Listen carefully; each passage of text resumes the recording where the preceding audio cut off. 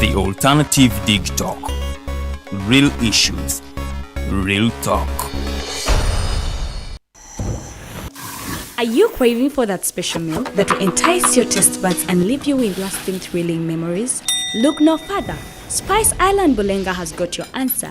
Natural, fresh and delicious juice, the best meals. Don't miss our daily specials from Monday to Sunday. Pizza Wednesday, Saturday Pizza Bonanza, you buy one and take two. Come dine with us and feel the experience. We are located at Prime Shopping Center in Bulenga, Mitiana Road. For inquiries, call us on 0704111720. Spice Island, we treat your cravings.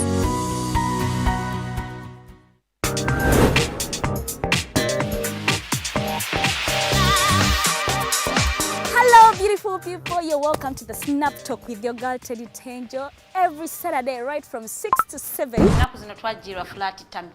Tukyayambalako ku ngoye obutukwata. Wajana ku body shaming. Speak up. Gendo ba confronting. Obagambe ekyo kyemukola si kirungi. Towerabira nti tuli wano ku the alternative Digitalk. Mukwano gwange gwaliye. Topic kiri wandyagadde twogereko. Is it about family? Ngati ze tata wange amanyira nkola n'obuvunanyizibwa nyina bungi. Era agezaako n'anyamba yambako yanda. Naye kumukubira kumubuuzaako. Noga mama we bali kunzaala. Is it outside family? Is it society? Oh, could it be relationships? Come and visit, call me. Simanyanga I miss you bichi. Especially embeera y'obudde sinungi. Naye n'omuntu akwagalira mu season yaba takwagala ze nkubuulira. Just be commenting at topic yona gyandyagadde twogereko tujja kwa tujogera kwano ku the alternative Digitalk ku share enganzi the Snap Talk.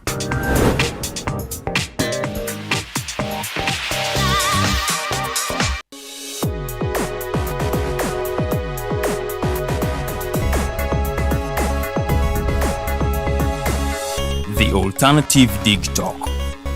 Real issues, real talk.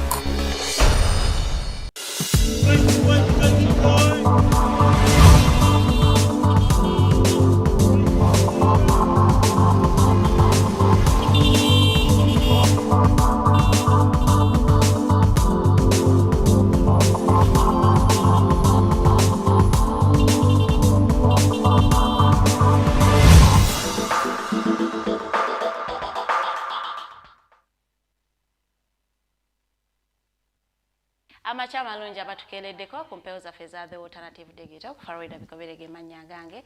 Njagala okubaaniriza era okubalamusaako nti mwasuze mutya kansuubire nti muli bulungi irize early morning gwe agenda ku mulimu oba ogenda mu tawuni ogenda mu kiduuka kyoyegenda nga weesabise ate embeera eno eremeko kaluubirira. Olunaku lwakubiri ennaku z'omwezi 25 tuli mu mwezi gwa kuna omwaka tuli mu 2023.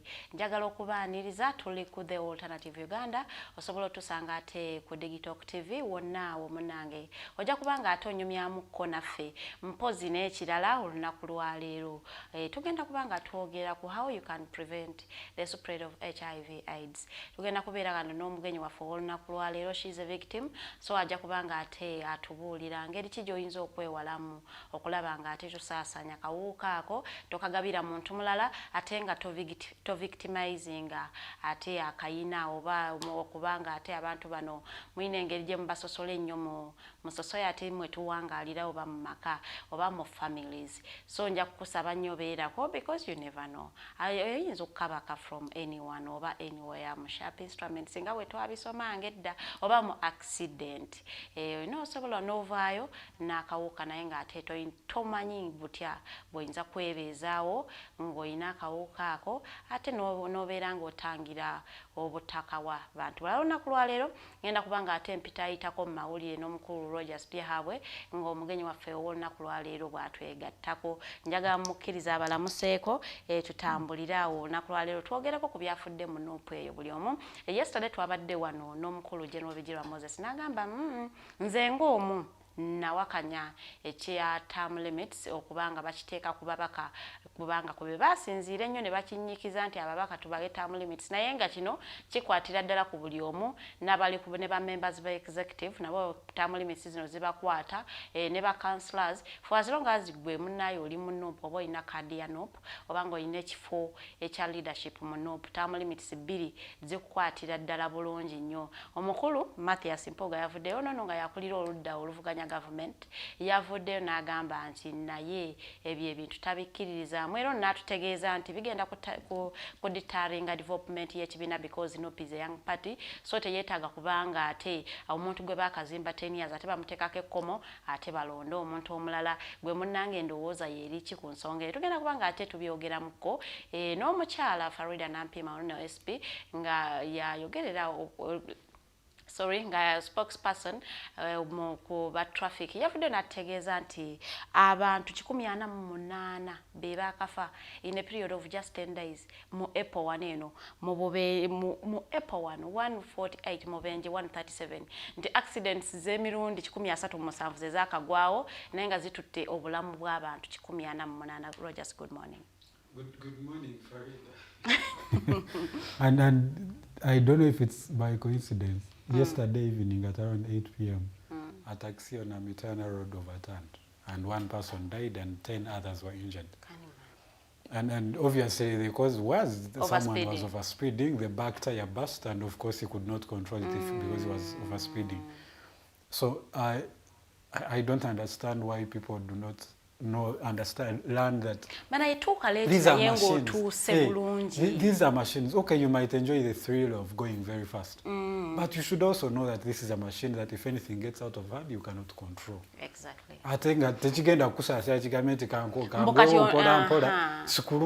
just going to go waliwo video buli ku internet nga balaga damage joyinza okufuna wobo jidde ku 80 km/h. Aka video singa nayo kafuna kawerezo omuntu omulala such people abantu beekuumira mu kumanya balabe speed engeri gye obu damage gyeyinza okukola nakaagala nnyo because balaga 120 km/h ne bakuleetera damage gy'oyinza okufuna emmotoka neggwawo ne bajjanga bakendeeza ne baleetera ddala paka ku 20 ng'olabira ddala owa 20 km/h. You have more chances of surviving. Yes, akoze accident naye nga takoseddwa nnyo. So ndowooza abadriver abalina okulaba nga ebintu bino babitereeza babimanya beekuumire mu kumanya balamanye speed mbi banaye speed mbi speed yetta. It's very bad, and it reminds me on Saturday we had a wedding of a friend. So when we were coming, and it was a rainy day, so when we were coming back, it was around 10 p.m. So we came with one of the guys. He's a friend of mine. We were using a Range Rover, and now Range Rover, it was a new model, and we're using the Express. The man took us. I was like, man, what is going on here? Of course, what he was doing is show us. He was trying to show us that this is a new model. This is how far it can go. Man, this is our lives. We can always show the new model on your own if you want, but these are our lives. I remember one of the guys who was seated in the back was like, he was speaking, but mid-sentence he kept very quiet.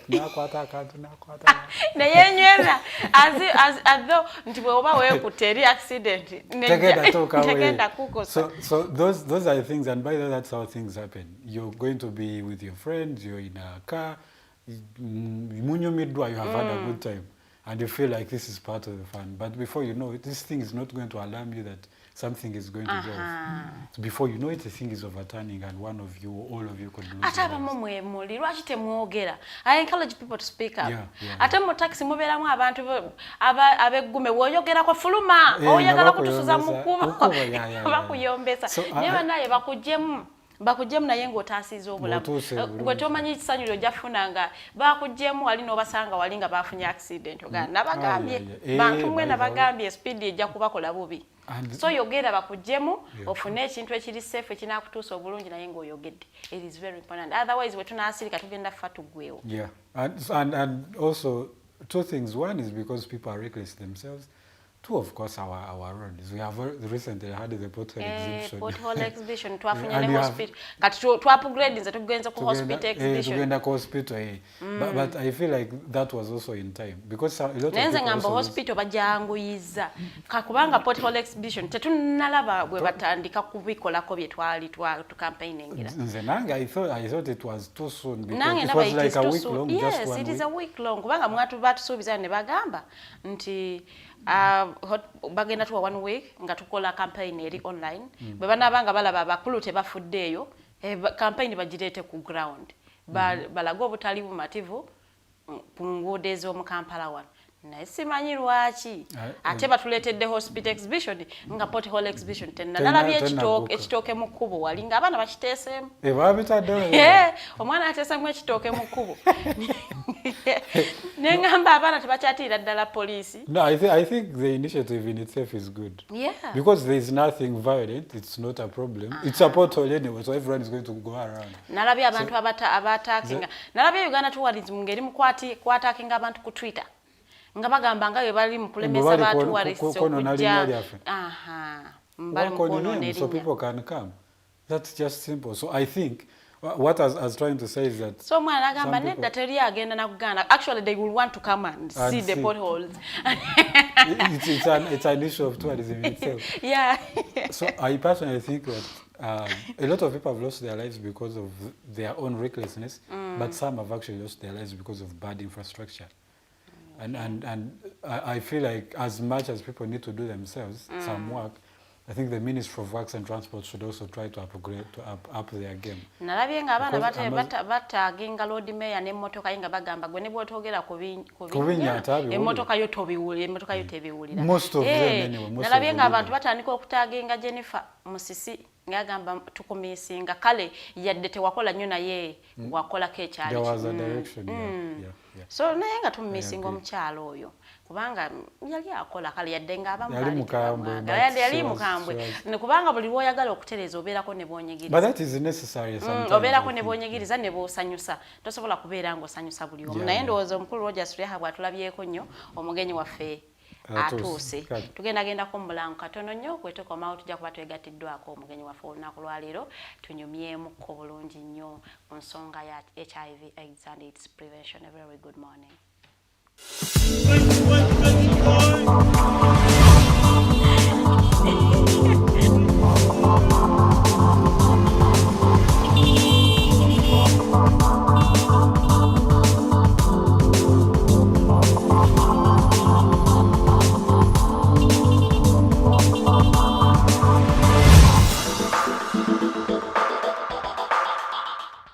Fellow citizens, following the sequence of events, Uganda seems to be at political crossroads.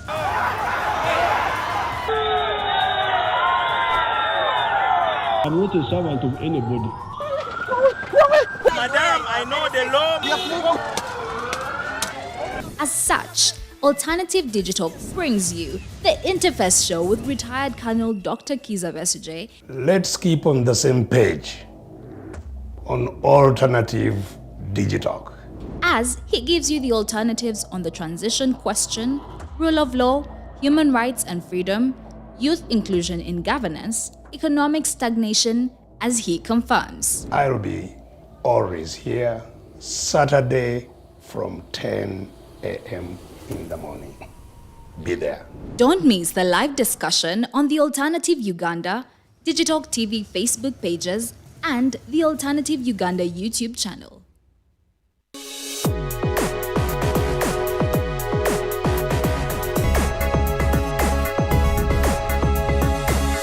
The Alternative Digitalk.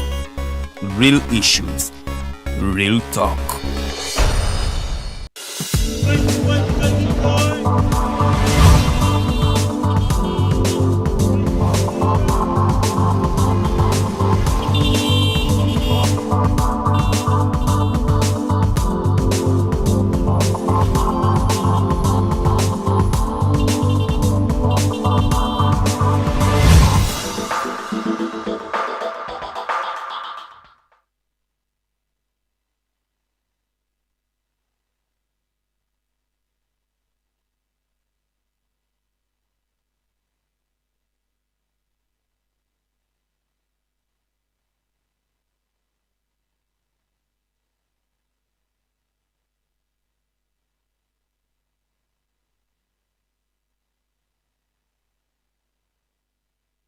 Tukolekayo mu kuwummulamuko eddakiika ziri 33 ezakayita ku ssaawa 2 ez'amakya g'olunaku lwa leero. Omanyi omugenyi wange aba ayingiddewo mu butongole. Tugenda kubanga ate tunyumya ku nsonga za kulwanyisa ekirwadde kya HIV AIDS, ate tuleme n'okustigmatizinga ababuyina. Gwe no munnange ali eyo ke kadde weegatte ku discussion yaffe, comment awo mu comment section ziteekewo ideas zo gw'olowooza twandirwanyisizza tutya obulwadde buno okubumala mu nsi yaffe, oba okulaba nga ate spread yaabwo ekendeddemukko. Nze Farida ngenda kwanga nyumyamu n'omukyala bamuyita Dinah. Erinnya eddala sigenda kulyogera lwa nsonga nnyinza odipronouncing obubi, naye nga she's the CEO munnange owa point photography, camera point photography side zeye ekisoro. Ndowooza bw'abeeyo bwe tubyogera mutegedde bulungi omukyala gweni naye mu studios. Ngenda kubanga ate muwakakisa ababuuzeeko agenda tweyanjulira. Tugenda kubanga tumutegeera mpolampola Dinah yaani, atandika atya omulimu gwe, era atandika atya okulabanga nti ayagala oba yenyigira mu kubanga alaba nti obulwadde buno ayagala tubulwanyise. Nkwaniriza tuli ku Mighty Drive, nze Farida ngenda kanga ntambula naawe okumalira eddala essaawa nnamba n'ekitundu nga tunyumyamu n'abantu baffe abali ku live. Nsaba olamuse ku bantu. Kale weebale nnyo Farida okanyaniriza wano ku live show ya Digitalk. Yes. Amanya nze Dinah mukanoheri okuva Kisoro. Weebale. Mukanoheri. Okuva Kisoro. Yeah. Okay. Kati Dinah. Okay. Yeah. Atamanyi Dinah gwe mulundi gwo ogusooka okulabako tuwagala okumanya Dinah yaani. Obutombo tunnyonnyole mu butuufu bwe. Osomeddeko tutambule bwe tutyo, like tambule ne story y'obulamu bwo. Okay. Nze Dinah nasomera P1 to P7 nasomera Kabini Primary School eyo waffe mu kyalo Kisoro. Then senior 1 to senior 4 nsomera Sesame Girls era Kisoro. Okay. Yeah, I completed the honors senior 4. No yingira photography?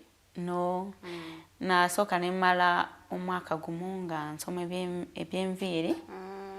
Okumala omwaka mulamba, then after it was 2015, then nenyingira obufumbo. 2015? Yeah. Ngoli wa myaka ngemeka? Nali 22. Oh. No omwami wo no yingira obufumbo officially oba bino ebyafa abaana abawala ebyaffe obimanya okitegeera. Anya abaana abagala tumanyi okwewagula ne tufumbirwa anti adolescent stage ebeetuwaga naye tweti tuba tuvudde mu adolescent tatuli batupuse bantu anti kati ffe ndusigala awo nga kale nga obuvubuka bukyatuwaga kati oyingidde obufumbo nenyingira obufumbo 2026 up to 2019 omwami naafa. Yeah, that is sad. Omwami afudde bulwadde ki? Yafa AIDS. Yafa AIDS, that's why nga njagala bulwanyisa. Kati olw'okuba nti ofiiriddwa omwami wo eri obulwadde buno. Anti kati yamala kufa nange nga nali nabufuna nadda nange. Naye mu kufa nga tannafa wali wategeera nti obulwadde buno omwami wa buyina? Nabitegeera nga tanaba kufa. Mu bulwadde like nga naatera oba yavaayo na opening up? Nedda twamala wamu emyaka 2 nga alina naye nze nga sikimanyi nga alina. Omanyi bino bye tugenda abawala okudduka buddusi ngo tosoose kumanya osooka ogende mu checking mwekebeze musooke. Omwami ono wamufuna alina obulwadde buno? Iye yali abulina naye nze nga sikimanyi. N'atakugamba? Iye. Okay. Okumala emyaka 2 then after 2 years nemala nenkitegeera nga ndwadde nnyo nga ndi ku kitanda nga bancekinze nebangamba emyaka 2 tofuniddeemu lubuto tozadde kubanga bwe tufuna era nali nazaala nga ndina omwana nga alina emyezi nka 8. Ye bwe tufuna embuto bwe tugenda okunywa eddagala abalwadde batugaba. Anti kati omanyi abasajja Lucifer ewaffe Lucy ogenda nga tolina omusajja okwekebeza gundi nga oli lubuto ng'okunywa eddagala. Kati nze nagendayo ne bankebera byange ne kigwa. Nze nensigalawo mu bulamu obulyawo. Kitegeeza ku mwana wo ne yasooka omwana wo teyakwata bulwadde? Mwana wange mulamu. Ku mwana we yasooka obulwadde tebaabulaba? ndina omu yekka. Okay, ekitegeeza we wagenda mu ddwaliro okuzaalira obulwadde wali tonnabufuna. N'omwana n'aweza n'emyezi 8 ng'amwonsa ng'obulwadde sibulina. Kati we wayita emyaka 2 olwala nnyo? Nalwala nka wiiki namba nga ndi wansi ku kitanda. Kati awo kuncekinga ne banoonya obulwadde bwonna nga sirina. Kati bagenda kuncekinga HIV ne basanga nga yantawaanya. Kati okutuuza omwami ne bamubuuza byagenda bityo omwami n'anyonyola. Olwedde ngo byawedde nga byawedde. Ate nga yalina akadde akakugamba nemusobola otaasa obulamu ate era n'obufumbo bwammwe ne bugenda mu maaso. Kati ne yeetonda nadde waka n'akwetondera n'agamba nti kati nno olwoki. Anti kati n'avaayo mu ddwaliro ne tudde waka olwedde oba tolina kyakukola. Obufumbo n'obufuluma. Ate obufulume ngo bamaze nasigalayo n'enfumba okumala emyaka 6. Ng'ogasewo ezira 2 n'ena ne ziwera 6. Kati 2019 ye n'asigala ng'agaana eddagala ng'omugamba tugende ku lwaliro leero n'aginywa enkya n'agaana nemuleetera abasawo babeere nga bamukansolinga leero n'aginywa enkya n'agaana we bityo kati up to we yafa. Kati omwami ono yagamba obulwadde yabujjawa? Anti kuba waleera. Okay, sigamba nti yazaalibwa nabo. Nedda. Naye alina omuwala gwe yabujjako. Naye n'asirika n'ekyama kye. Anti kati ekizibu ekiriwo bino omanyi omwami wange nze sobola munenya. Bino byetubeera mu compassion okitegeera zino project eziyamba abaana. Kati waliwo abantu babeerawo ne balowooza buli bayamba bonna balwadde. Kati omwami wange yanoonyerezaako ngo tannampasa. Ne bamugamba ndi mu project webiti kati ababeera mu project bonna babeera balwadde. Kati ye n'antwala ng'amanyi nti no nange kyekimu. Kati ye yanyonyola oluvannyuma ngo era byawedde dda. So sigamba nti yakufuna amanyi nti oli mulamu, ye yalowooza nti mulina status y'emu. Kubanga Lucy yali ateera kungamba naye ng'atomera ddagala lyo ng'amubuuza ddagala lyaki nga yeebuzaabuza ng'abivaako. Gwe nga tofuddeyo kugamba nayo nantuma eddagala agamba ddagala. Anti kati ffe twali tukyali baana ng'osibye endiko ebyo nga simanyi oba weebiri ng'obibeerawo bityo. Kati omwami waavudde mu bulamu bw'ensi. Otandikirawo okugamba nti nange kaneeyunge kuba n'abali mugamba nti tulwanyise HIV AIDS. Ekirowoozo fayina okifunye omwami waavudde mu bulamu bw'ensi. Naye muli ofuna ddi ekinuso era otandikirawo ogamba nti kati nange kanwanyise obulwadde buno tubuleme kusaasaana. Webale nnyo. Kati awo ng'omwami wange amaze okufa abantu awo ewaffe bali banjogerera nnyo nga bakwogerera bitegeera ng'okitegeera ng'ogenda wali kale katugeze tugenza out ng'ontudde wano nga bali wali nga banjogera nga bakugeya nga bange oli omwami we yafa nga mulwale kati n'oyo agirina alina mukenenya biki kati ngo nentandika kwekyawa olowolaga wona mukubo oyimiridde kati nze nkanga akola ebya photography oyimiridde n'omusajja nga mwogera just ebya business kati oluvaawo omusajja nga bamunoonya bamukubira n'amasimu omanyi g'oli naye biki omanyi abeere waffe babikwata nk'ekintu gwe balaba omuntu ayinza okuba nga ayandiko akwogerereza ng'angamba naye nga gwomanyi ogwoliko mumanyi omwami we yafa ng'alwadde mukenenya naye totubuulidde oyingira ddi photography. Kati awo omwami wange yali abikolamu bya photography. Yali alina eyo studio nyine gye bayita camera point photography. So kati awo yamala kufa kati nga tanaba kufa yalatera binyigirize waka mpola kati nga tulinayo kompyuta waka nga njigiriza mpola kati yamala kufa era nembiyingiramu nembitandikira awo 2020 natandika kukola ebya photography. Nobeera nga kati gwe mulimo gwogira gwokolera ddala. Kati gwe nkola. Kati tuddeyo wali eri otandise otya okuba nga olwanirira abantu bano abali mu kulivinga n'akawuka. Anti kati awo wenkugambidde nti no nga banjogerako nnyo Lucy nali mpulira nga njagala n'okweyita kwejjambula mu bwensi. Kati nali mbeeraawo nempulira oba nkwate ekkubo neewe obutwanfe Luusi kati omutima gwaliko nga ntuuka ewaka nga kwebaka nga mpulira njagala oba nkwate ekubo nve mu tawuni ngende mu kyalo ntuuleeyo ewaffe just n'obwembeera ewaffe naye nga si mu tawuni omanyi ab'ewaffe abo mu kyalo ebyo baba tebabimanyi anti mu tawuni omanyi olugambo lubeera mu tawuni naddala abavubuka abawala n'abalenzi naddala bewagaana ate kati omanyi ekisinga n'okunyiiza omulenzi obeeraawo n'omugamba omanyi nze ndiwo eki neweki nga wagamba olimba gwe nga tegisobola baawo naawe olimba paka ng'omutuuse n'omulwaliro sebo n'asigala ng'alemerako naye abavubuka baba tebakkiriza bo bakebeza maaso bakebeza maaso tebamanyi abalabika bulungi munnange ogenda kututira akatale bwabalabika bulungi befe abasinga okuba be basinga kakati twagala kutambula mpolampola tulabe challenge ezoyiseemu nga olivinga n'obulwadde buno.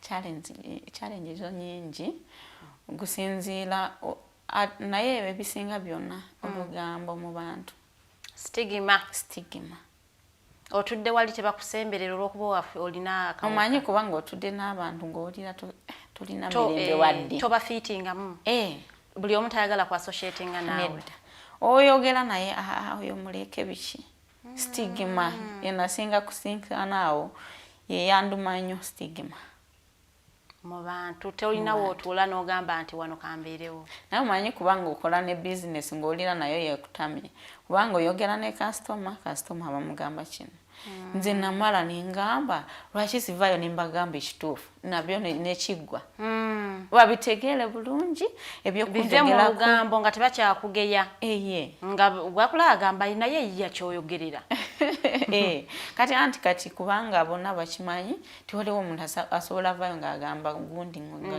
ndi mulwadde nga ati sitali kakati ofunye obulwadde buno bamaama ewaka abazadde bakitwala batya oba kyabawulikira batya tebakubleminga obako kintu kyonna anti kati abazadde obamanyi era banyiigamu katono naye ne bamala ne bakita oli waabwe ate banaakusuulira tebusobola kunsuula kubanga nsigala waabwe namala bufuna ab'ewaka ne batuuza omwami nange ne bantuuza ne batubuulirira omwami n'akkiriza ensobi gye yakola kati ne bagamba mubeeraawo mu kuyambagana mwena mwekuume mwejjanjabe kati omwami we n'atakifaako nnyo ng'agamba nze bino biddagala bimenya manyi bimenya kiki ekyaleetera omwami ono okuba nti yeesamba eddagala yali alibaddeko ebbanga ddene ndowooza yali alibaddeko ebbanga ddene naye okulubeerawo n'ebbanga ddene tegitegeeza olitte nanti olikoowa nedda mukwano oba okyayagala obulamu tosobola likoowa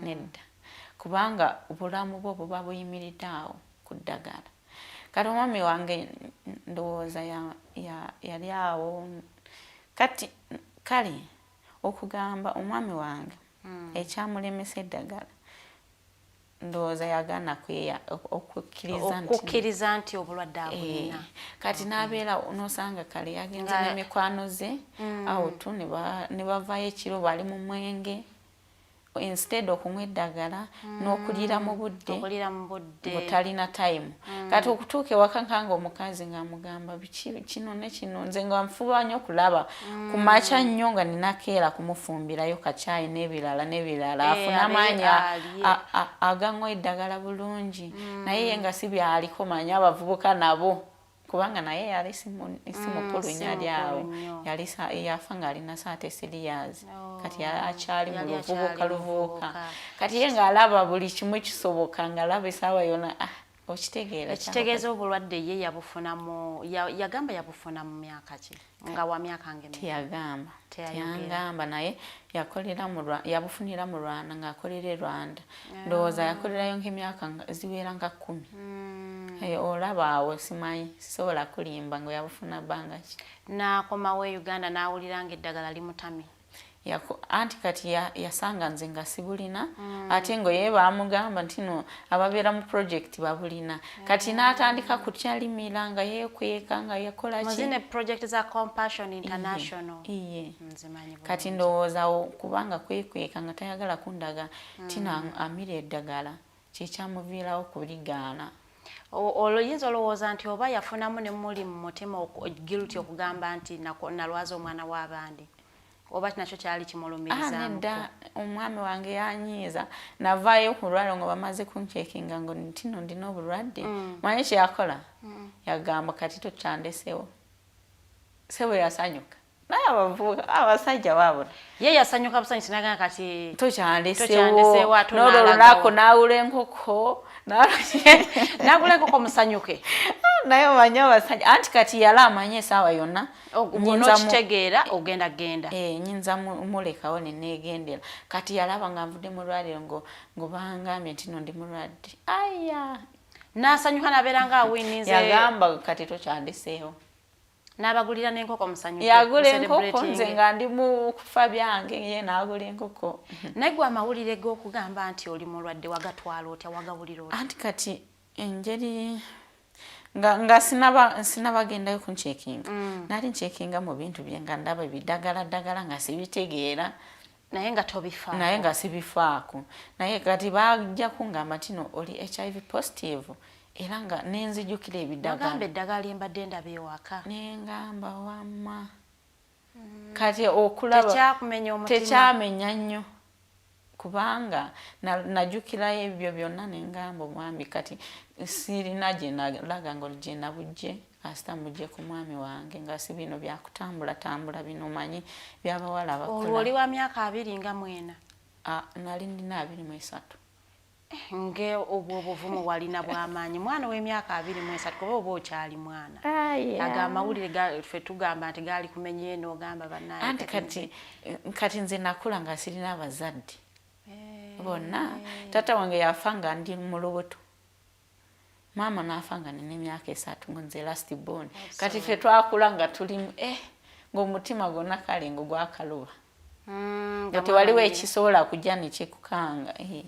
akikutiisa awo so muzeeye waka omwami asanyuse nnyo afunye life pattern abuze n'enkoko mujaganye naye wabula abasajja si bangu saidi y'omwami tekuyisa bubi oluvannyuma lw'omwami ogamba nti yavudde mu ng'afudde bampisa bubi nnyo nga bo bakulanga ki anti kati yafiira ekisolo omwami wange yali muganda musajja muganda weeruweeru kati n'okufa yali tanabakuntwalako newaabwe gamba nti tebamanyi ate abeewaabwe bo baali bamanyi sitatasi ye oba simanyi kuba saababuuza oba y'ensonga lwaki bakuyisa obubi nti balowooza obulwadde yabujja ku ggwe anti kati neera ekisolo bamanyi nze wamumusiiga naye nze naye tubimanyi nga si nze wabumusiiga obulwadde kati awo yalwala akaseera akanene mwezi mulamba ng'abonaabona singa kale yeeyongerayo olunaku lwe yafa singa yeeyongerayo wiiki nze wandi musooseyo kufa kubanga yali atuusa akaseera ng'osi kyabisobola ate ng'onkubira abeewaabo mujje munyambeko nga bagamba tetulina transporta yakujja eyo kuva eruwero okudda ekisolo nga tebalina transporta kati nze mwezi mulamba nga muli mu ddwaliro nze nemwerwaliza nga nzeka paka lwe yaviira mu bulamu bwansi kati netumuleete waabwe kati omukumala kufa abeewaabo senga yajja n'adusanga ekisolo netugenda ffenna eruweeru naye esente zonna zamutwala zaava ewaffe ewaabo tewaliwo n'ekikumi kyebateekamu wadde bo baali bagambye ntino bajja kujja n'emmotoka zino zeetika omusenyi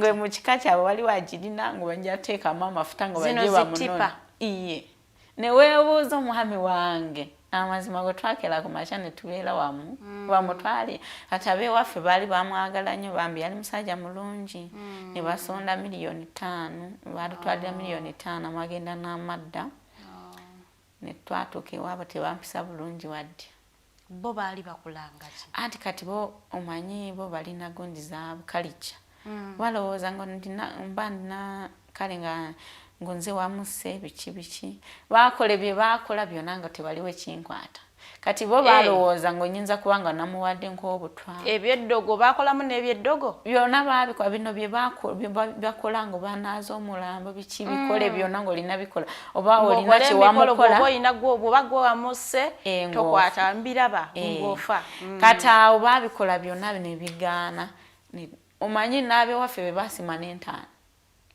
ab'okukyalo eri ew'omwami tebasima ntaana abeeri obango bagamba nti noba ng'omwami yamala ng'okasita omuntu ng'amala emyaka ziwera ng'otali ku kitundu oba ngo tewamubala nga taziika banne kati abewaffe be basima n'entaana be bateeka byonna ffe twabyekolera n'emmere gye twalya ffe twali That was bad. Gwe nabonaabona abazadde b'omwami bo gye bali alina taata we yeka mama we yali taliiwo singa mama we yaliiwo olaba nawe ebyo byonna tebyandituusewo omwami omukyala omukazi yategeera omwana aba mwana ne zino ze basonda awo kufa tewaliwe wadde n'ekikome tebasondako yadde nti bazisonda naye tewali n'ekikome kye bampa kati ezo bazikozesa okudda naffe eri Kisolo nga baze kulambula ebyaleseewo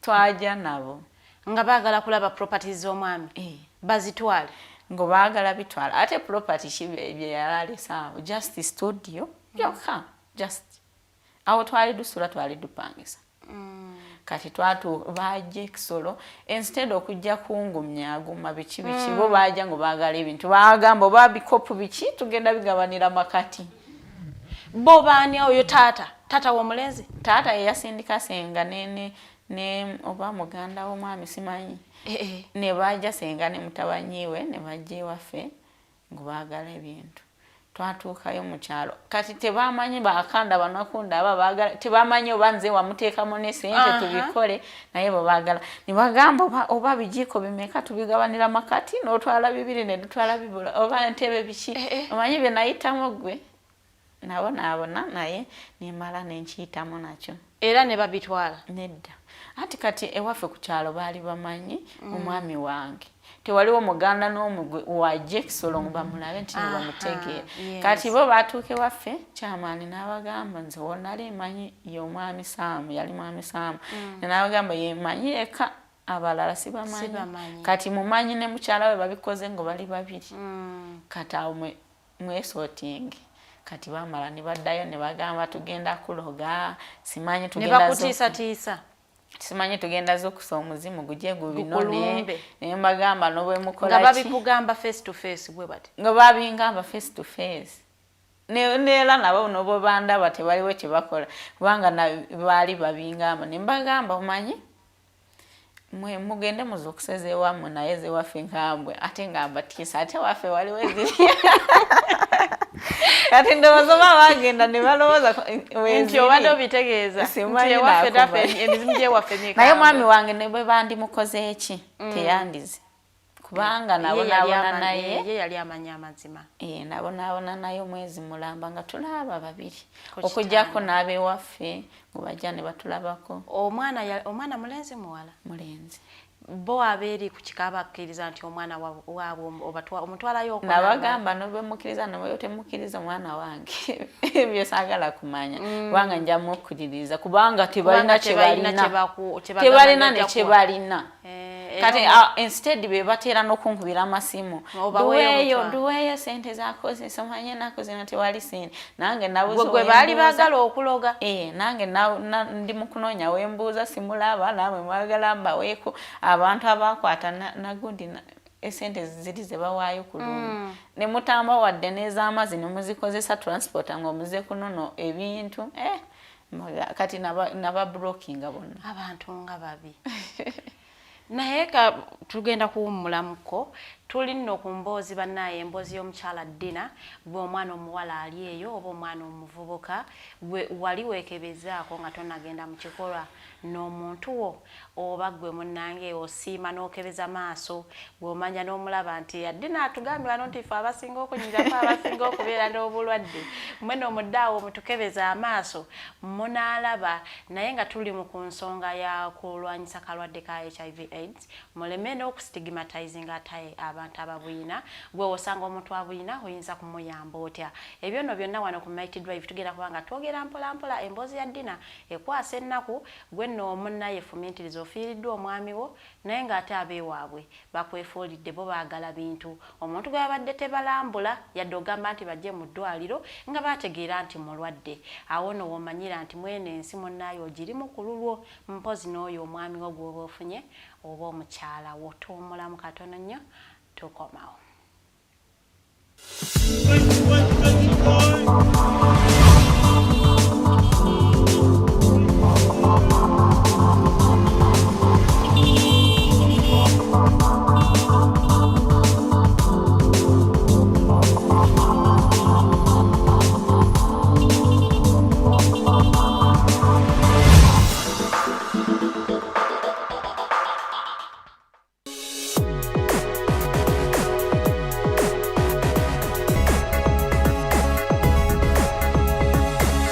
The Alternative Digitalk.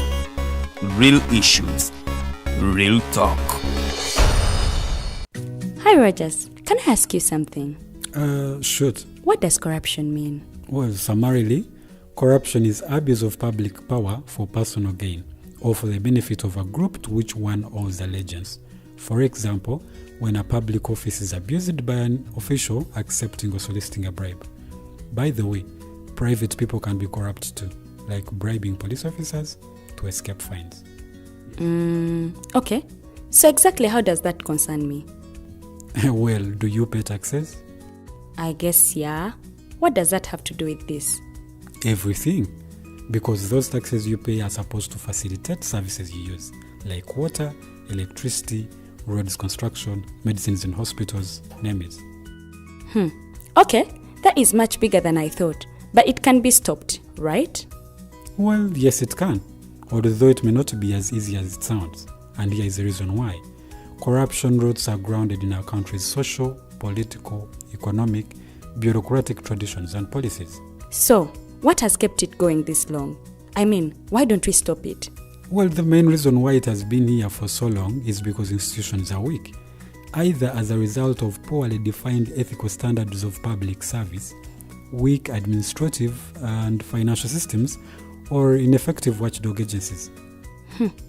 What can we do to stop it? At a national level, we must focus on strengthening the independence and effectiveness of public institutions that fight corruption. At a personal level, we must commit to never giving a bribe. I promise I'll never give a bribe. Well, that's a great decision you have made. Me and you now have to spread this message to all our friends. If we all do our part, corruption will be no more.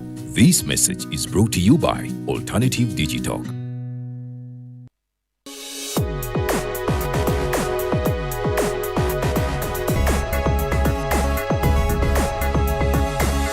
The Alternative Digitalk. Real issues, real talk.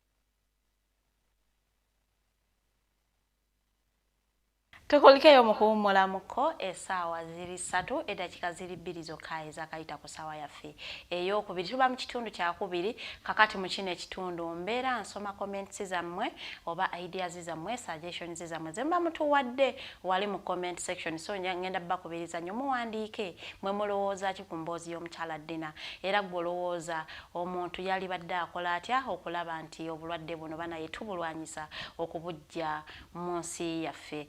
Njagala mu story yaffe twongeremuko omwana ono. Omwana tata alwadde, tata ali ku kitanda. Ye omwana yali mu myaka ng'emmeka? Yali mu myaka 4. Te obulwadde buno oba okuvaawo kwa tata tekwamukosa nnyo? Omwana ye yali muto nawe kitegeero. Omwana yeeta ne kati agamba naye tata yajja kuva mu lwaliro ddi. Yalowooza kyali mu ddwaliro. Kati wa myaka emeka? 7. Yalowooza tata kyali Luusi agamba tata bamuteeka eri mu kinnya nga ndaba. Olulala n'agamba naye ava mu lwaliro ddi. Omanya baana ye tabitegeera. Kakati njagala tutambule mpola challenges ndowooza tuzimenyemenye gwe naawe munnanga ali eyo oziraba nti challenges zetuyitamu oba abantu ze bayitamu munnange zeezo. Kati njagala tugendeko ku obuvumu obufuna ddi okugamba nti kati kanveeyo ngambe ensi nti bannaye kino kyendi era ngenda kutandika okulwanira abantu oba okubeera eddoboozi lyabwe. Kataawo kubanga engeri gye bampisangamu abantu nasalawo kugamba kambi bagambe nti nno olunaku lwakya lumu naali neebazinga kiro ngamba naye nze nja kubeera wano nga stress zindumira mu buliri emisana kati ng'emisana nze ndabika bulungi naye kasita ntuuka mu nju olowooza naali neebaka nga ntandika kola kasita osumulula essimu yo ze messages bangambye nti n'olina bulwadde bangambye nti n'olina obulwadde abasajja ngamba naye lwaki sivaayo nebigamba ensi yonna n'ekitegeera nakyo nekita nekiggwa. Kati olwo obigamba ani asooka okubimanya? Wasooka kubimanya gw'osooka okigamba? Era benkola nabo benasooka kugamba. Naye abantu baali bakimanyi naye nga babuusaboosa nga tebakkiriza engeri gye ndabikamu sigala nga ndi ku original sikwoga sigeja nsigala wamu. Kati abantu bo nga beebuuza kale nga tebakitegeera kati nava ne ngamba abantu okusigala nga bangeya sigale nga ndina stress nga neebuuza ekiddaako biki kanveeyo njogerere n'abantu abatasobola kweyogerera. Kati oli olwo ziri projects ze mwabeerangamu eza compassion ng'okyagendayo? Nali navaamu kasita omala fumbirwa ng'ovaayo. Ng'ovaamu babeera n'abaana batano bakufumbirwa? Babeera n'abaana abakomako mu myaka 2. Kati nze nali nazisusamu. Oli wazisusamu. Bakunoonyakokko kugamba nti ono babakeberako ko baba balondoola abantu ababadde mu ezo projects? Nze nagenda mu bufumbo ngonakitadda ngonavaamu dda ngo tebasobola kuntambulirako balabe kigenda mu maaso. Kati olw'okutandika okulwaizinga eddoboozi ly'otandikirawo okugamba nti kati saawa eno kulwanirira abantu bano kulwanyisa akalwadde kano katuveemu kagende. Kati nalaba ebyo byonna bigenda mu maaso nga banteeka ku stress nengamba kansalemu. Nagenda kale ogusooka nali mbiteeka ku gundi ku status yange no ku Facebook nga mbiteekawo bo balowooza nga byakusaaga nga ngamba I'm so proud of being HIV positive. Kale nga njogerako ku bantu nga babirabo ku status nga bangamba naye gwe oli mulalo kiki lwaki okola ebyo tukumanya olimba osaaga webityo engamba naye bano nja bakakasa nti no kyekyo kyennyini. Waliwo online TV eyewaffe bagita GMTV Kisolo gye nagendawo ne bankyazawo nenjogerera abantu nembagamba story zange nali nagenze n'eddagala lyange n'omukacupa nendijjayo nembalaga nembagamba nti nono bwemutulaba nga tulabika bulungi tuli ku ddagala tumira ku ddagala naye okulabika bulungi tuba tumira eddagala lyaffe mu budde ne tulya mu budde n'okunywa kale nga tunywa gonde omwenge. Ekyokola abanavaayo nengamba kanjogerereko ku bantu abangi bafudde kuba stigma, depression, stresses okuva mu bantu. Kati nengamba kanveeyo I have to fight this stigma. Novaayo notandika okubyogerako. Nenvaayo nentandika kubyogerako kati navudde waffe ng'abantu nga 10 nga bamaze genda mu lwaliro ekisolo okwekebeza. Baali babulina naye nga beetya okutandika okunywa eddagala okukima eddagala. Nga okukima eddagala batandika. Abantu bagamba eddagala eryo buzibu ki obuli lwaki abantu tebaagala kumira eddagala eryo? Eryo ddagala libi ate lirungi. Lwaki tutandike ne sayidi eri ey'embi lwaki bbi? Kati olaba naye kiteera nnyo okubeera libi nga tewalidde bulungi ng'olina stress naye kati osobola limwa kati nkange mu ebyo biseera bye baali banjogereranga naali ndimwa ekiro ndimwa ssaawa 3 ekiro kati nendimu ekiro instead okwebaka ekimala nze nembeera mu byakulowooza mu byakukabira mu nju sirina wenkabira sirina agenda kungamba kitebeera webi kati nze okubeera ku makya kuzuukuka nga mpulira omutwe guzitowa nga mpulira kale nga kamunguluzi kubanga stress nabiri byeseebase bulungi saalidde bulungi ebyo ebireeta ebyo abantu okulemererwa olimira eddagala bireeta kuba depression stress ez'ekiro teweebase bulungi tewalidde ekimala webityo. Kati sayidi ennungi kasita olimira mu budde ng'owalidde bulungi terina effect yonna kubanga nze kasita ndya bulungi nenywa amazzi oba porridge biki nk'ebyo ebiwera nendimira sirina kyobeera kyonna kati n'obondaba kati osobola kulowooza nalimiza ekiro kati siri bulungi. Waayo twogere kufa abaana abawala tukwanibwa abasajja bwe wavaayo okwogera nti banaye eno status yange tebakudduka tebagamba nti waayo omukyala tumwesonyiwa era bakudduka naye gwe nanga awenjogera sirina n'abenjogera nabo kati kubanga bonna banziruka kasita bangi bali nga bakibuusabuusa kale nga basigala bakwogera boogera naawe naye nga nze sisobola kola ensobi y'okwebaka naawe naye okugamba nti nebake n'omuntu nze saagala teeka omuntu yenna mu ddenja kubanga ebizibu bye tuyitamu bingi lwose kati nkaffe abalina bizinesi ze dukola kati mwensula nsasula mwenkolera nsasula omwana yetaaga fees byonna biri kunze kati n'osanga landlord wewaka mbanja okumulima mbanja kusomero bambanja kati instead okumira eddagala mu bulungi olimize naye ebirowoozo biri ku mutwe stress za landlord biki nabyo challenge nyingi kati nze nalaba nga sisobola kuteeka omuntu yenna mu buzibu. Waliwo ebitongole bino ebirwanirira abantu abalina obulwadde buno waliwo bituukiridde kokko? Nedda ewaffe ndowooza tebanatuuka simanyi kubanga sinababirabayo. So naye katutunulireko ku dating side eno muli oyinza olowooza gamba tosobola ku datinga muntu atayiri wa status yo? Kati saagala. Oyagala muntu wa status yo? Ffenna gwe tufaanagana omanyi lwaki?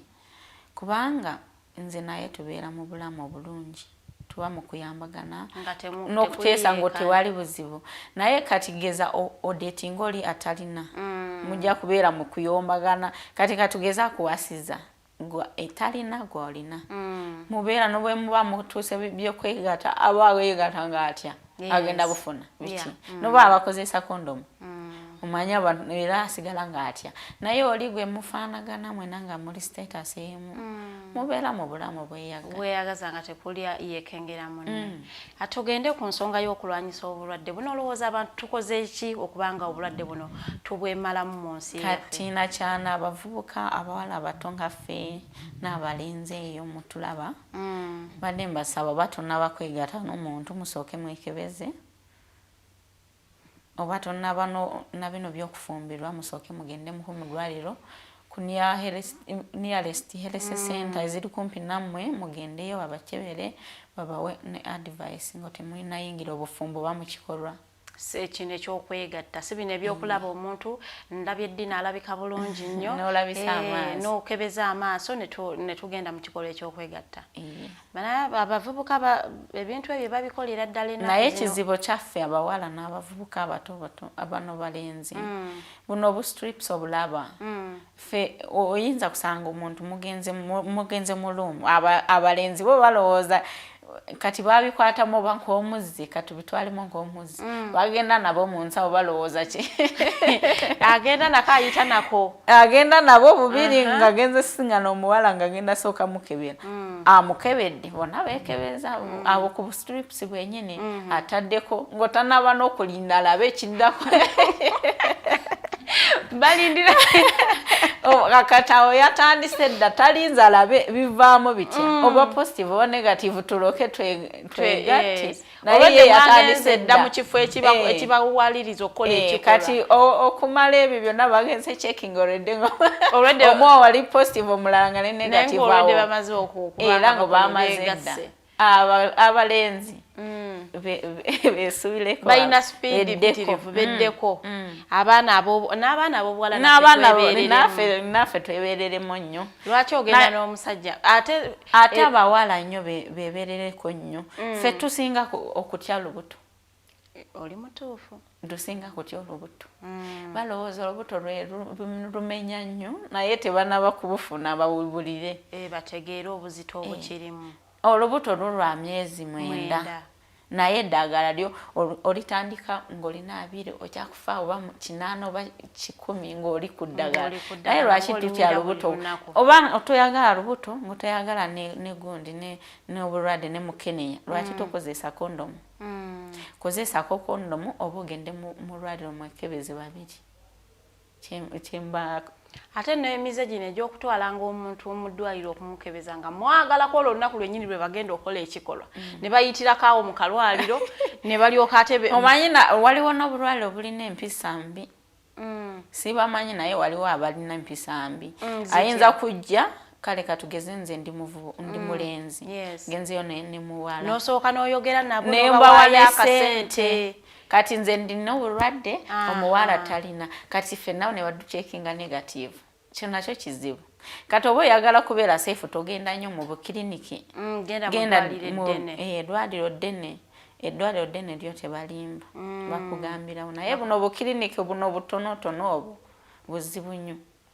abantu babwewalire ddala n'okwekebeza banaye okola okwekebeza si kirungi okwekebera mwe babiri si kirungi anti buno obustrips nabwo bulimba bulimba waliwo osobola kusanga nange nga bancekinze nga bagamba ndi negative lwakuba obo obustrips nabwo si bulungi kati abo balina kugenda diet mu lwaliro eddene oba checking temuba nkaffe abakola ensobe netudduka nga tedusoose kwekebeza badde mbakubiriza bawala balenzi bali abo batulaba ng'otonaba kwegatta n'omuntu yena oba nga mufumbirirwana musooke mwekebeze badokita bagenda bawa advice eka tuveeko awo ku prevention tusooke tuddeko ku side ya bizinesi yo bizinesi yo teyakosebwa ng'abantu bategedde status yo anti kati olaba yafa nga December 2019 2020 nga January netandika business nenjiyingiramu nali manyiko katono bingi nga sibimanyi era yakosebwa na olaba twagenda mu 2020 nga March ne dutandika COVID okuva ku olwo COVID twamalamu emyaka ebiri jukira natandise nga sirina kyendina nalyo dambanja ewaka bambanja emyaka 2 zonna nga tuli mu COVID nazimala awo ngonze sibitegeera kale nga ndabo obulamu bugenze bulungi ewaffe nange gyenva si background eryawo ngegenda kunyambako byonna ngo biri kunze lente ewaka lente awenkolera omwana fees naffe nange nawe okweriisa byonna challenges ali nene nnyo toyinayo baganda bo oba like baganda bo gye bali mbalina tuli baana 5 nze asembayo bo tebakuyigamba nti oba bakudduukirireko oba bakuyambeko anti kati nabo tebalina kati wenjogerera bonna nange kati bonna balaba nti kati olwo gwayinamuko ndina butono naye kati nange bwe ndina nfuba nnyo okulaba ffenna tuniddeko nti mwenna mubeera bulungi ye kubanga bandabirira nga ndi muto kubanga nakugambye bandika nga ndina emyaka 3 kati nze engeri gye bankuzaamu mwakulira wani wajjajja twakula nkaffe mwakulira waka ewaffe nga tewali muntu mukulu gwe mukuze naye webali naye tebaliwo kye batuyamba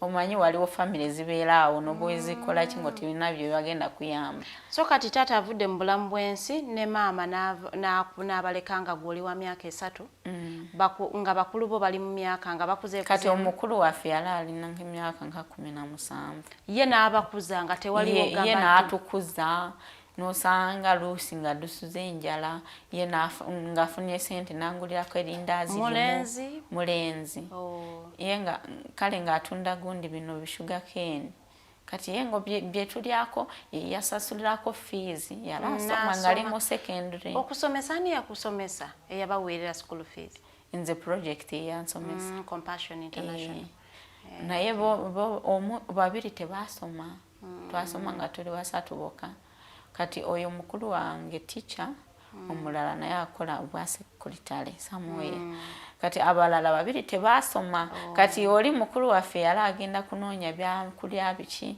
bano ababiri ningo basigale waka nabo nga banoonya kale nga bayiiya balabe nga tubaddeko kati babiri tebasoma ku lwaffe kati awo bye twayitamu bingi naye ngo mu family yaffe background ngo tiwali wasobola tuyamba siga nga tebalina busobozi oba nga tebaagala bwagazi kuba balina obusobozi naye nokuba butono naye nga basobola tuyambako kale naye ne bataagala ne babeera ngo tebasobola tuyamba kati twakula nga tubonaabona naye twamala ne tukula oyo mukulu waffe n'adukuza kati nze okulaba engeri gye ntuusemu nga ndina kenkolayo basaagala kulaba abakulu bange kati nga babonaabona kati oba ndina emitwalo 2 omu najja nangamba omanyi ngenda suula enjala kati tugabana makati n'atwala mutwalo nesigaza mutwalo nze n'omwana wange tuli babiri omutwalo guba gubamala bulungi naye nabo ne balyako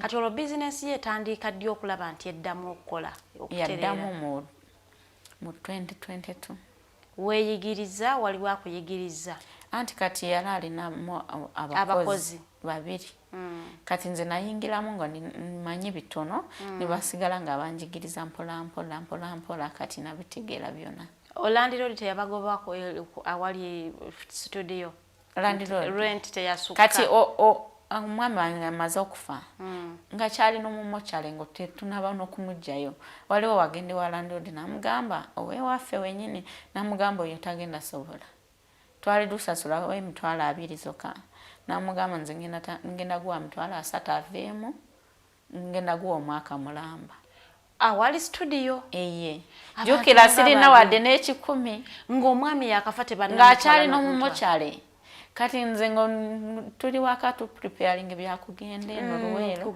landiroodi nankubira nakuba nangamba osobola ogenda kuddayo mu maaso oba ennyumba njigabe jukira n'omwami yakafa tetunamuteeka n'omugundi okyayina kukungubaga ne mugamba kansooke malirize bino tujja kwogera olowooza nze nakabona okukaaba nali ndinagakaaba abeewaabo bandi bubi dandi bubi abantu nabo banna wali waguma dda naguma kati nenkola kulwanira ekifu kyaffe kisigale waabo tukolera nabaali tebatwala ebintu kati onako agenda owalandodi okumuwa ssente yali naye alina studio competitor nedda alina birala byakola naye yali ayagala just studio yaffe omwami wange yali muyiiya nnyo kati ngo yesinze kisolo ngo yekutteyo naye wakuba kati omanye ebyekikazi kati yalaba kasita agenze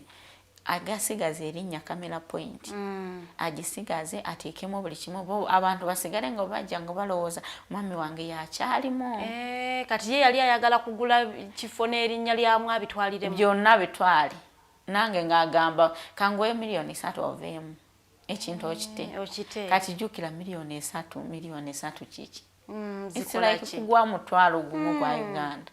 Nimugamba nze mumpa obudde kansooke nveeyo landlord yali atubanja.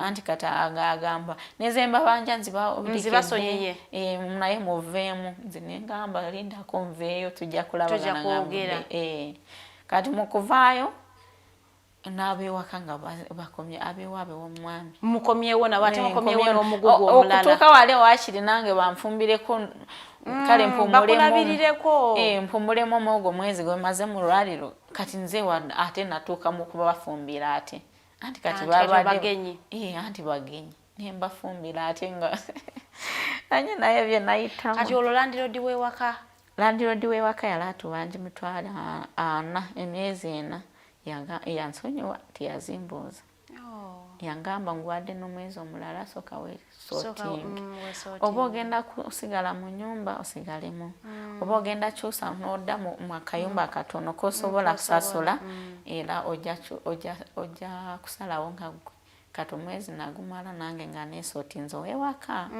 oweeri ku mulimu ye nanoonya sente paka nga amusasudde si mwangu si musajja mwangu yali atubanja $2,000,000 naye n'olemerako n'osasula era tuwanja $1.5 nga ninamuwa nezo mu maaso kati nemusasula nemuwa 2 tombuuza nazijja ku muntu nagenda ow'omuntu nemugamba polayo $2,000,000 nenzimuwa bizinesi ngo tewaliwo kirimu wadde naye nengamba nja kuguma okujjako kamera walimu kamera ne printer ne buframe obutonotono webityo kale ngosobola tandika ngofuna kyakulya naye nga tosobola funa mezi alandi road olwo abakozi bo basigala abakozi basigalawo naye kubanga omu yali akimanyi ngosibitegeera nga nziba oba nga tukozeewo ng'emitwalo 2 nosanga nga ngenze wakala emitwalo 5 endala ngo zonna yazitutte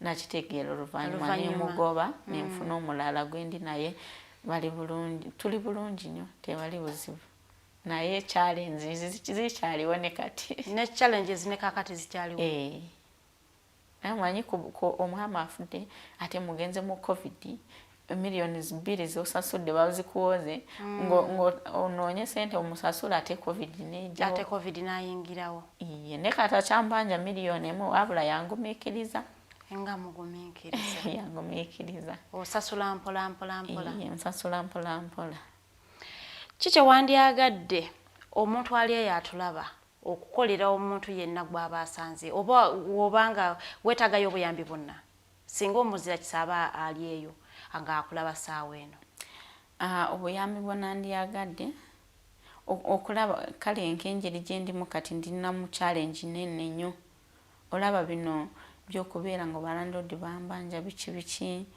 ne bizinesi eri awo tetambula bulungi oba wali wasobola kunyambako kati ebyakamera byo bitegeera bulungi bitegeera bulungi nebiri bye mukozesa byonna kati mbisobola bitegeera kubanga tugenda mu mbaga ne dukwata vidiyo ebifaananyi nange ngendayo nenkuba ne editing byonna mbimanyi okujjako obusobozi just okugamba ngo capital yekyambuzeemu nosanga kale nga ndina ka print emu ate nga ndina kubeera ne printer 2-3 kamera nga ndina ezendina teziwera nosanga kale omuntu ampadde omukolo gwe kale katugeza mpadde $7,000 kwezo 7 njafunawo $10,000 zokka kubanga nina pangisa kamera kamera 3 abakozi nabo ninabasasula ne kamera nazipangisiza n'ebitaala byonna nga byonna nabipangisiza nosanga negundi nosanga ne drone ngo wali wayagalako ne drone ate nga sirina drone okugipangisa just $25,000 ewafe omuntu just okujja nawukwatirako kati kubame ku $7,000 osigazawo ki naye kati nga byonna nga mbirina nange banfunamu oba ofunamu kubanga ndina abakozi bange tubisobola ffenna tugenda netumanya nti olunaku lwakugalawo tugende tukole ekyo naye kubanga sirina bikozesebwa bimala mba ndina bipangisa naye okukuuma gundi bizinesi erinnya lya bizinesi omuntu n'omukkiriza nti no ngenda kola ki ngenda bigukolera ndina ebikozesebwa naye nga tolina naye ng'omanyi ogenda oyagala kuma business yo ku kipinga ng'okyakola business n'omuntu n'omugamba omukolo nze ndina negundi ne drone ndina kumbe tolina wadde ogenda kubipangisa ngenda bipangisa byonna n'osanga ku mitwalo 7 ng'osigazawo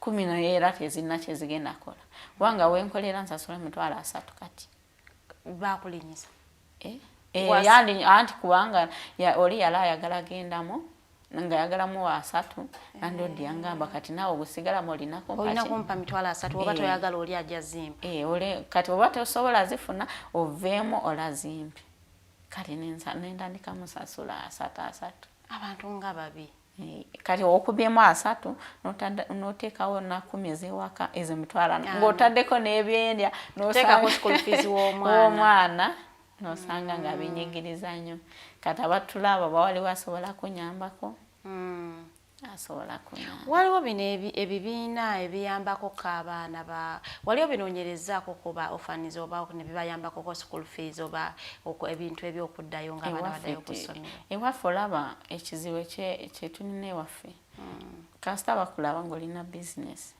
balowooza olina sente balowooza oli bulungi nnyo balowooza ng'oli bulungi kati tebasobola kuyamba bamanyi oli bulungi naye ffe nze abimanyi ebyempitamu nkanga eyo munda kuba tosobola agenda ng'obigamba buli omu tosobola kati ne wano sisobola byogera byonna kitegeera bisigala eyo mu mutima abakazi tubeera n'emmizi ebimu obyesigaliza yogerako bitono ebirala n'obyesigaliza kakati tugenda ku solutions tuno banayi tu statinze challenges omukyala Dinah zayitamu ate nga ye Dinah saawe nakolanga omuntu omu akiikiridde abantu abayitirivu abali eyo nga bangi nnyo nga bayita mu kunyigirizibwa oba challenges ye nga zayitamu stigma nyingi mu community olaba just oba na bulwadde ng'omuntu tabumanyi nnyo omuntu n'akuteeka kaawe kirwadde ekinene nnyo kyoba kati olwongo omuntu ategedde status yo so twagala tumanye butya omuntu bwayinza okwejja mu stigma eno kati katandike ku ggwe nga ggwe oba obuyina kati neezudde embuyina olowooza omuntu alina kutandikira wa okwejja mu stigma okwejja mu stigma tugambe nti kati weezudde olina obulwadde olina kweyamba otya ekisooka olina kukkiriza nti no oli HIV positive n'okkiriza kale simanyi engeri gyensobola kyogeramu naye olina okukkiriza nti kati sikyalina kyenkyusa tolina kyakukyusa kubanga ojja kufa paka ng'omwa eddagala kati olina kkiriza na bino by'abantu okwogera n'obivaako n'okkiriza n'osigala ng'otambuza obulamu naye kigambo okukkiriza ekyo nga kissa abantu abasinga bagaana okukkiriza nti kituufu obulwadde babulina omanyi lwaki nze nakkiriza nabalaba sirina gundi solution endala toyinaawo option oba okkiriza oba nkiriza wasikiriza ate nga ntyakufa kyakufa omwana wange akyali anaasigala nani omwana wange akyali muto nze nagamba kankirize abantu bakitegere nti no ndi HIV positive sirina kyengenda kyukako sigala nga ndi muntu ng'abalala kati nze naawe nga tutambula ffenna tetufaanagana tufaanagana tewaliwo ekitwawula nti ndina obulwadde gwe tobulina ffenna tufaanagana so olina kukkiriza nga gwe n'okkiriza n'otambuza obulamu bwo nekigwa kkiriza womala okukkiriza ogende mu ddwaliro otandika okufuna eddagala anti tonakkiriza oba wasoosekedde mu ddwaliro abantu bangi tebagenda mu ddwaliro eddagala kati babitegeera batya nti no balwadde nanti nsobola ogenda neneekebeza neŋŋaana ogenda okukima eddagala oba nendikima neŋŋaana oddimira pozi bano betestingira mu clinics mbubu clinic wano obutuli okumpi naye si kirungi okugaana kumira eddagala si kirungi kubanga leero nyinza kubanga ndabika bulungi enkya nendabika bubi kubanga simira ddagala ate obulwadde busigala nga bukula mu lubuto iye kati olina kugenda ku lwaliro neweekebeza bulungi ne bagutandisa eddagala tebimenya nnyo biri awo olwedde watugambye dda si kyangu kubeera ng'omira eddagala buli lunaku si kyangu naye nakugambye kasita olya bulungi nga tolina stress tolina depression tolina stigma okulya obulungi kwano kwoyogerako kwe kulya asi kulya bino ng'osigamba nti olya nnyama biki naye onywayo nedda kasita olya just n'okutta ekyo kimala sigamba nga kubanga ffenna tetuli ku level emu sigenda kugamba mulye bino ne bino nedda kasita ekyoba olidde kasita owulira ng'okkuse bulungi n'omira eddagala lyo bulungi tewaliwo ekigenda gusumbuwa. Okay. Naye mmwe kambabuulireko abaana abato abali eyo abaagala okutandika relationships kikulu nnyo nnyo nnyo nnyo ffe twasomanga ABCD biki ebyo naye nga njagala okubategeeza nti okubeera ng'omanyi status yo kintu kikulu nnyo genda osooka omanye eyiyo nga tonamanya ya patanaawo kubanga ukijja kwanguyira nnyo mugende mwekebeze musooke mumanye butya bwe muyimiridde kubanga ate munnange nammwe abategedde nti mubuyina it is not the end of the world. Osobola okubeerawo tetulina Dinah wano musanyufu n'okunsinga ayina musanyufu n'okunsinga ayina smile kati Dinah bw'obanga oli awo birowoozo ki oba plan ki oba kintu ki ky'oyagala ky'ogamba nti singa nze nina obusobozi naalibadde nkolera kino bwe kiti ne bwe kiti abantu abalina olaba nze singa nina obusobozi okusinziira engeri gye ngendako okulwala okukima eddagala lyange nensangamu abagenzi erinona engeri gye bafaananamu n'ebye bayitamu owabula ababonaabona abantu nze nga ndina obusobozi mbeera nga mbayamba nga nfunye obusobozi nfunayo oba ka project oba ki naye nga nyamba bali bantu nga balabika bubi nga babonaabona abakazi naddala abakazi nnyo kubanga abasajja bo tebateera n'okugenda lino n'eddagala batuma abakazi baabwe be balikimira nsobola okubanga nsobola ogenda okukima eddagala lya bba wange mpozi nga bagenda mujjako omusaayi nga bagala kulaba CD4 count naye olulala omukazi asobola genda n'ali munonera webityo kati osanga buli bwengenda kunona eddagala nsanga abakazi nga bali bubi nnyo wabula balabika bubi. Kiki ekibateeka mu mbeebo kubanga tebalina kati olaba abakazi abangi babeera mu byalo n'osanga asiba ku gundi okulya okufuna emmere biba byakumbi okugenda n'akolera abalala n'abalimirako afune emmere n'abaana be n'osanga luusi abasajja ngo tebabawakeya n'osanga omukazi buli kimu ye n'osanga omukazi ng'alina nk'abaana 7 ali ku ddagala yalina kulabirira abafamire ye wabula abakazi babonaabona eyo kati nze ngenda kukima eddagala nsanga abakazi be basinga obungi abasajja tebagendayo kitegeeza nti abakazi fe abasinze okulwala simanyi abasajja tebagendayo batuma abakazi baabo naye abasinga bonna babeera bakazi naye nga balabika bubi bannange naye nze ntera agendayo ku lwaliro nensinga n'abawala awo nga bajja bali mu kukaaba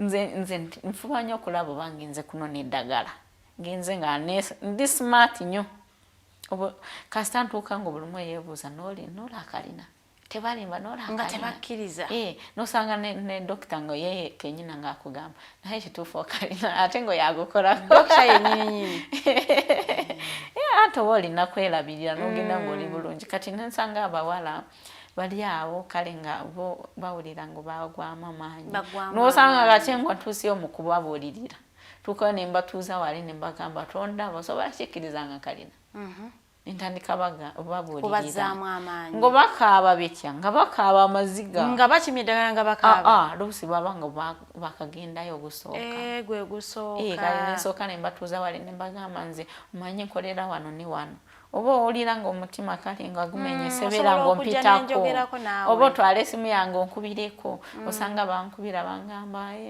none bino mbagamba gisoboka pushon gwe ekyokulamira eddagala lyo ebyabantu okwogerera biveeko emyezi gino egisooka egy'eddagala tegyakumenya nnyo kubanga omira kintu kya buli lunaku byamenya byasooka nebinkosamu ng'amira eddagala omwami ajja leeti ng'ayomba luusi ng'alwana nankuba jjukira ndina ku ddagala bannange yali violenti ng'ava ng'atamiira n'ava mu mbeera ng'atamiira luusi ng'akwana obuwala bikinka ebyo kati obuwala kati nga yakatandika eyo studio nali ngenda nendongoosawo kati wabeera ng'awakawala kakolawo mu maaso nga kamanyiira kati nga kalaba omwami wange ng'agakwana nga kamanyiira jjukira nze ngenda nendongoosawo n'oba ng'olongoosawo n'olaba kayingizamu ebigato byako kale nga kanjooga kalaba omanyi bana bawala ba side dish kitegeera babeera naawe kajanja baba bajooga mukyala w'ewaka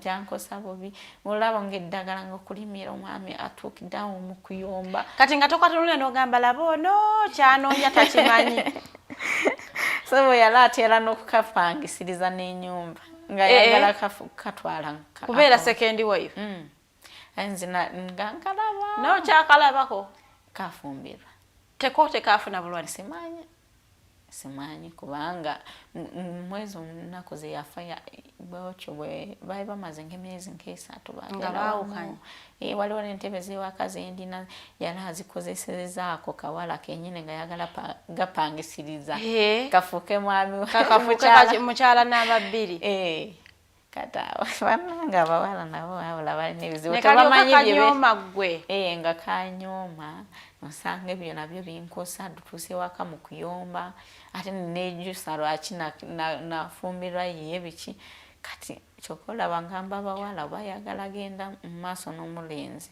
soka mwekebeze kubanga bikosa nnyo kati nange nejusa singa kale nasooka netwekebeza singa saatuuke naye obuvubuka butwaga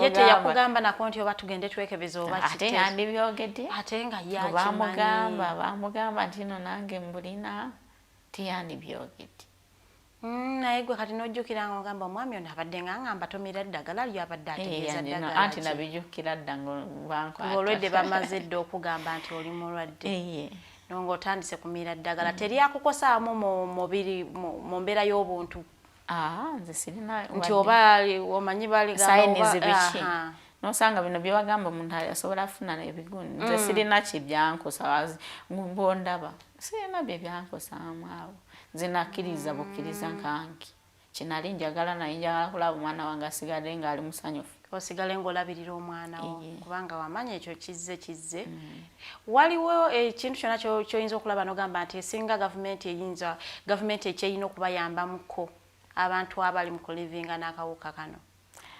gavumenti erina kwongeramuko ku maanyi n'okugundi nka bano basawo bagaba gundi advice erina bongeramu ku maanyi nesigala ng'ebagamba bakubiriza ennyo abantu kubeera awo kale nga babayigiriza babasomesa bateekewo n'ebigundi by'okubeera nga bayitamu mu bantu mu gundi mu village nga bayitamu bagamba abantu mu byalo bateekemu abasawo abawera bagende nga kale bano bagenda batambula bagamba abantu mugende mwekebezeko kubanga obulwadde buluma buli awo buluma ate bukyaliwo bungi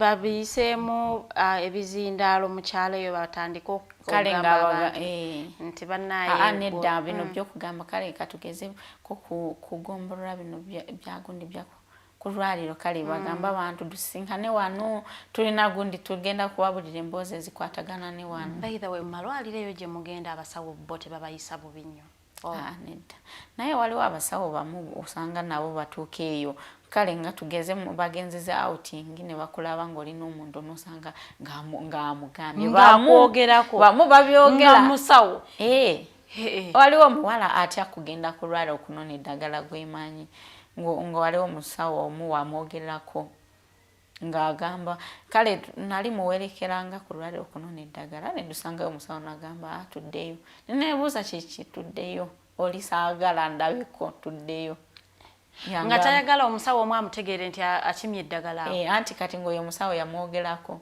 ng'oyagenda neyagamba omuvubuka nti nalina obulwadde kati ne bimukosa nnyo kati abasawo bamu babyogera naye nga si bonna kati nze kubanga nze nakkiriza ate ng'obuli mwakimanyi nze ngenda byange n'obwantuma ngendayo teweetiirira tolina gwoti olwedde ensi ekimanyi n'obwengenda nga ndikute mu gundi wano sirina byentya bwe bulamu bwenyimiriddeko kati so kyekikukuumye ng'oli mulamu tolina nsonga lwaki oba weetiiririra lwaki ntya ate ngo bwebu ate nga yensonga lwaki oli mulamu n'abasawo nabo bakola bubi bakola bubi bamu naye nze sirina n'omusawo n'omuwala onjegeddeko kubanga bakimanyi ngendayo nga mbakuba ebiboozi kubanga olwedde kati gwe wakiikiriza mu mutima nakkiriza nengamba ekyabaawo kyabaawo kati ekiriwo just okukkiriza nengenda nentambuza obulamu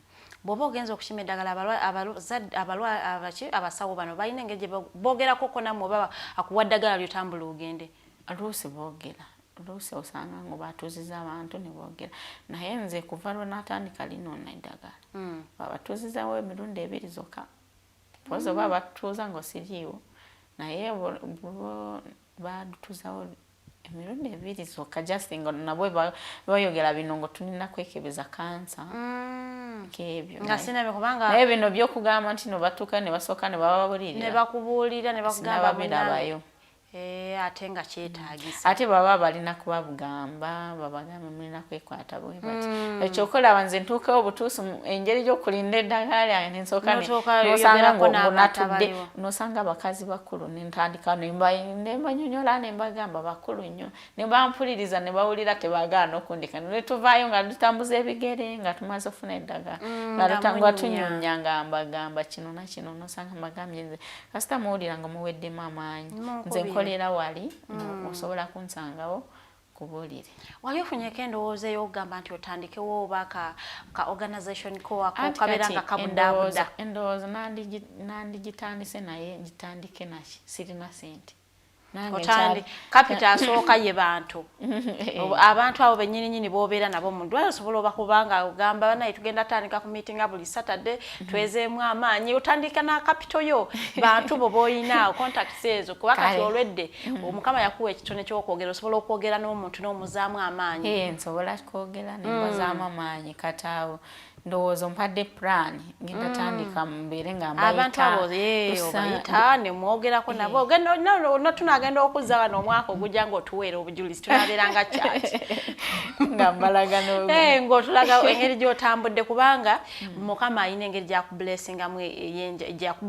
ey'enjawulo etali kubala kakati omuntu omu ayinza okuba nga agenda akaaba amaziga naye kati ate ogendayo oli musanyufu kati ekyanjawulo mukama aba alina ekitone kye yakuwa ky'otanakozesa kubeera ng'oyamba abalala so kati kapito yasooka be bantu abo boobeera nabo nga bali ku ddwaliro bosingaana abo abakatandika abakukubira amasimu bansanga ne wali wenkolera atolaba kati olwedde olina ekyokutandikira bajja bangi baze kunyebuuzaako ojjo n'atandika okulaba nga mutandise n'okufuna muleese mutwalo omukoze project mutandise tuyinza n'okutandikako ekibiina nga tugamba buli okutusisinkanye tukubeyo 2,000 mpola kale nga waliwo nga mulwadde nga tusobola musasulirako musobola okwekyaliragana kati oyinza kuba anti oluusi ofunamu n'akasujja n'ogenda ku kitanda kati tusobola genda ne tumukyalirako mu lwaliro kwaziri sente ne tusasulako n'erwaliro ekitundu nabo n'asasulako ne tumugulirako n'okubintu ompadde amagezi kati ngenda kijja kubanga kitukolera bulungi nnyo kampiteko mu comments omukulu Nomani abuuza has she considered moving around communities and school to lecture them about the voice and its consequences nti wali olowoozezaako okubanga otambulako mu community mwe tuwangaali oba mu masomero ng'oyogera ku muze guno oba ku bulwadde buno oba omuze ogw'okubeera nga mwagala obulenzi ne muteekebeza n'ebiki ebiyinza okukivaamu bitandika okuggyako abo bansanga wali ne twogera kale n'osanga nga ntuddewo enkolera nga bavuuka bangi baze kutulabako n'osanga kale nga tugenze mu mboozi nga mbabuulirira ewange wali wenkolera naye sinaba bitandika ebyo anagamba nti what message does she have for young school girls and the general young population about their love for money and old men, also young boys who love sugar mummies for money? Ebyo byonna byogeddeko olwedde twabyogeddeko naye naye ye yamujja ku old man nze namujja kumuvubuka namujja kumuvubuka omwami wange ali muvubuka ali musajja mutonyo naye ng'atugambye nti bw'oba tonnafuna oba ofunye musajja mukulu sugar mami oba sugar daddy nga tonneebaka naye ekizibu ky'abawala n'abavubuka b'ennaku zino abalenzi baagala nnyo abakulukulu abo ba sugar mami ba sugar daddy ng'okubanga balina ssente tebamanyi egye bagenda ate ki tebamanyi gye beesimira ate abo bashuga mami ne bashuga dada bangi baba balina obulwadde kati bavubuka ne gundi mukendeze kwagala nnyo sente esente mujja zikola mukyalina obudde musooke musome mumalirize katonda gyabaweza mmwe. Okay. Mukulu Jemba agamba omuntu alina okusooka okulaba nga ye asooka ne yejja mu self stigmatization kubanga n'abantu abalina obulwadde be basooka bennyini okutandika okwejja mu bantu kasita yeetegeera nti n'agamba nti asooke yejje mu self stigmatization ate ne stigma against others nti osobola okubeerawo ng'otandika okwekubagiza nze kati nze obulamu bwange bukomye nakola ki nze sikyalina kye so nti nze byo tebyambako wadde n'olunaku na lumu n'obuvumu mukazi gwe wabujjawa obutabeerako na kintu kyeko anti kati nze njagala nnyo kubeera nnyo n'abalenzi sirina mikwano z'abawala ate abalenzi obamanyi babeera sharp njijembeere mukwano gwo njijembeere mukwano gwo mbeere mukwano gw'omuwala asooka abalina muwala n'omunga mukwano gwange abalenzi be bandeetera kubeera mugumu nakyane waliwo omulenzi gwe bayita Farian wewaffe oyo muvuuka oyo yandeetera n'okuba mugumu twali tutera kubeera awantu awo mu bantu nga banjogerako ng'agamba olowooza bakwogera kati olina ng'oli mulwadde siri ndina just akawuka ndina akawuka just mu mubiri naye siri mulwadde abalwadde babeera ku bitanda nze siri mulwadde ndina just akawuka mu mubiri kale awo nangamba olina akawuka just kawuka totambula ebyo bakola tobikola kati ng'asigala nga ngamba ebyo n'abavubuka balala bonna ne basigala nga bangamba ebyo n'embeera mugumu n'enkita Farian must be your hero era bakimanyi eyo bamwogererako bingi simanyi tebamukwagazisa kale anti bayogera mwami wange yasigalawo ng'omwami wange afuddewo ebyo by'abantu naye nze naye tukimanyi era n'omutawuni kati bakitegeera kubanga olulala lwe nayogera ku GMTV bonna bakitegeera nti no tewaliwo ekiriwo just yambeererawo nkaye ye relationship yo naye teyakosayizize si mufumbo mwana muto musinga n'emyaka naye kati abawala bangi baali bamukyawa tino naye ng'ayinza kubanga tewafunamu kaluubirizibwa mu kufuna ddagala mu biseera bya covid nedda mu biseera bya covid baali badduwa anti engeri gye batusiba teri kutambula terikola ki anti baali badduwa emyezi nka 6 kati emyezi 6 zaali zigwawo n'okubira dokita Luusi dokita n'aguleeta nagukuleeterawo oli nga bakuwalya emyezi emingi kwoleme kange bampa emyezi 6